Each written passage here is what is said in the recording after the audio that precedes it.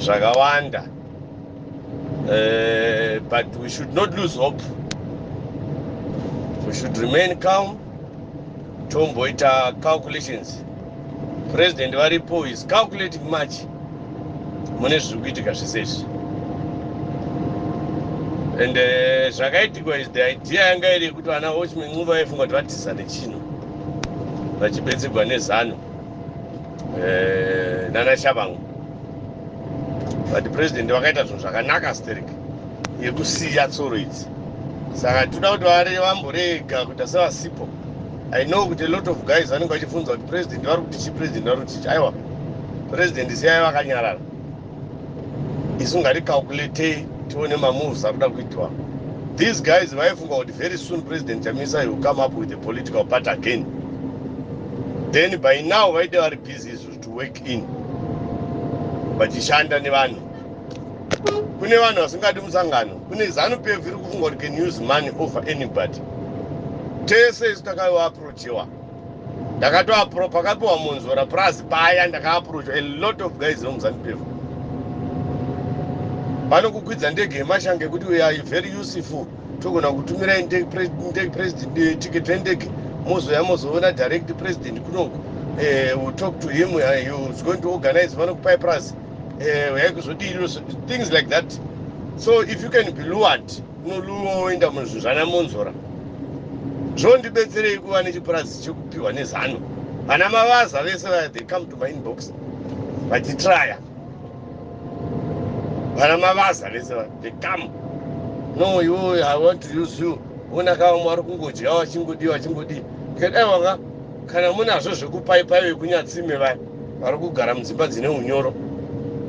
Iwe unonofacilitate kuti ini ndipiwe purazi rausina. Akakuudza kuti ndoda kurima ndiani. So ZANU-PF ndo zvaifunga kuti chaita. So president vakangosiya vasira hai zvinova kudzingana. Saka ngatichimira. What we should do is to help our president in terms of security now. Musangana uchafanira kungoita munhu anobva njake. No matter how much we want my votes, but in terms of my position anenge aripo, hapafaniri kumbopinda umomo. Panofanira kutogadzirwa komiti inodhila nevanhu vanenge vakaita zvakaita shanasha vangosiya. Munhu haambonetsi munongomudana mangomuti secretary general ouya kumusangano. Tomutibura sterek. So vanhu ngatiremain tiri calm. Zvinhu zviri kuitika. We know kuti pakati pedipo paya kana vakutenga vanoda kukushandisa. Masquera say Mure Zimbabwe, welcome to our channel Zim Confessions and Deep Secrets. Kana kariki kutanka kukuya panino channel, please don't forget to subscribe. Kana uchungwa karoka subscribe, but don't forget to comment and share this video. Nasi Mure Zimbabwe takwigira yabuditswa na Baba Chipeneti wabuda vachi expose ma tactics kushandiswa nebato ZANU-PF pamwechete na Mnangagwa in order to destroy the opposition political party once and for all. Hazuri kunzi ZANU-PF yava kushandisa kutenga yakushandisa mari nemaprazi kwanu kwachitenga ma supporters ebato re opposition Mure Zimbabwe buda chichara vachitaka approachwa ZANU-PF idopiwa maprazi nguva dzakapiwa na Monzora maprazi. ZANU-PF yakauya kwavari chitakuwapa mari. Takaona zvakaitwa pana nechisengezo Shabangu yakapiwa mari nemota neZANU-PF kuti awanikwe achirikola Citizens Coalition for Change leaders Mure Zimbabwe. Kutaura kwatiri kuita zvinonzi akapiwa zvakare mari yekuti vanenge vachidestroya the CCC yacho Mure Zimbabwe. So tingade kuwesta nguva yaitwa kuti mungonzo zataura Baba Chipeneti pamusoro penyaya iyi. Muhamadzi zvamuri kufunga mucomment section. Makadi mese King Forge ndima ndatanga kunzwa muchitaura ndalida noMazulu. Nyaya iri panapa ZANU-PF tried to frustrate vana veZimbabwe zvakawanda, but we should not lose hope. We should remain calm. Tomboita calculations. President varipo is calculating much mune zviri kuitika zvese. And zvakaitikwa is the idea yanga iri kuti vana watchmen nguva vaifunga kuti vatiza nechino vachipedzegwa nezano. nana Shabangu. But the president wakaita zvinhu zvakanaka sterek yekusiya tsoro idzi.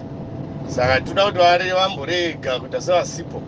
I know kuti a lot of guys vanenge vachifunza kuti president vari kuti chi president vari kuti chi. Aiwa, president siyai vakanyarara. Isu ngaticalculate tione mamoves ari kuda kuitwa.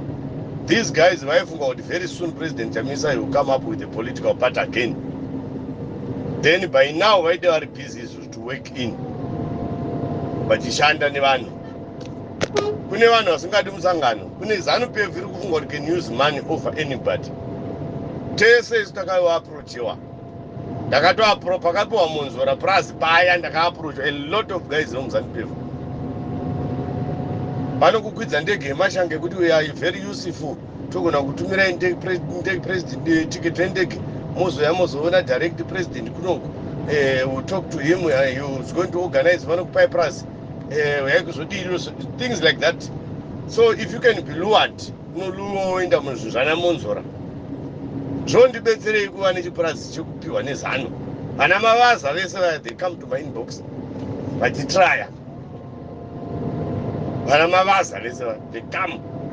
No, I want to use you. Una kama mwari kungodya wachingodi.